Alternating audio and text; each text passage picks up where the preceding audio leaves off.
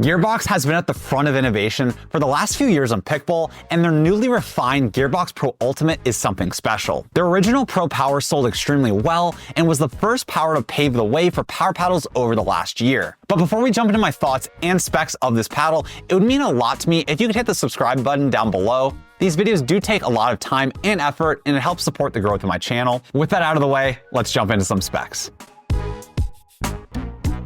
This is an elongated paddle.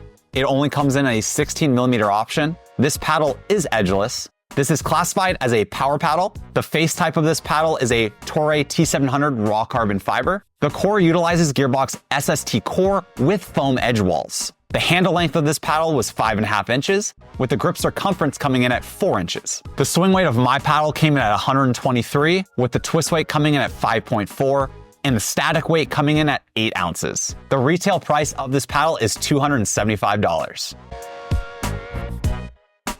This paddle is awesome. I played with the original Gearbox Pro Power for 4 months after its initial release, and as much as I enjoyed my time with it, I really just wanted the paddle to have a little less power and more control. A year later, Gearbox has given us the Ultimate, which is exactly that. For an edgeless paddle, the sweet spot is pretty solid, and I personally love the feel of the ball when it comes off the face. The Ultimate still has that dense, soft feel that the original Pro Power model had. My serves and drives had great power, and the dip of my ball that I was able to generate was awesome to see. With my spin test coming back around 2010 RPMs for this paddle, now this spin number isn't the highest on the market, but it is certainly really solid. I love the ability to curve shots with the Pro Power, but I often found that it was hard to keep the ball in. With the Ultimate, it is much easier to make bigger strokes to serve the ball without having to worry about the ball soaring out, as it often did with this paddle's predecessor. Overall, I really love the performance of this paddle, and I would feel comfortable playing in a tournament with it. These paddles play very similar, but with the Ultimate having some more fine tuning. Both of these paddles are power paddles.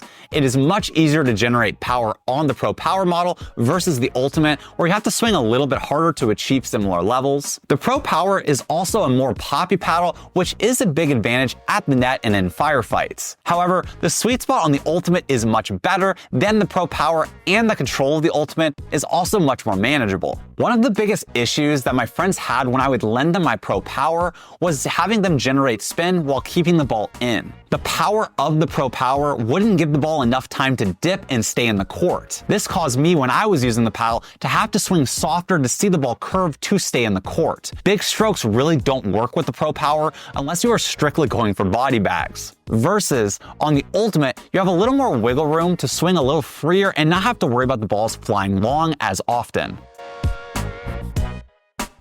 This paddle is awesome, and I highly recommend it to anyone who loved the original Pro Power but wanted a little more control. This paddle is a perfect refinement of the Pro Power in my eyes, and taking a lot of the good and improving the bad. It has a bigger sweet spot, better control, and still maintains plenty of power. If you are a fan of edgeless elongated paddles, I urge you to give this paddle a try. People I would not recommend this paddle to are those who do not like elongated paddles, head-heavy paddles, or edgeless paddles. This paddle does have a higher swing weight, which will affect hand speed at the kitchen. I personally really like the higher sweet spot on this paddle, and like as I mentioned, I do love elongated paddles. Although if that isn't your cup of tea, Gearbox has announced a new wide body shape, which we'll be releasing later this month, and I will have a review up around launch day for that paddle. If you have played with a Gearbox paddle in the past, I would love to hear your experience down in the comments. Also, if you have any questions for me, feel free to drop those down below as well.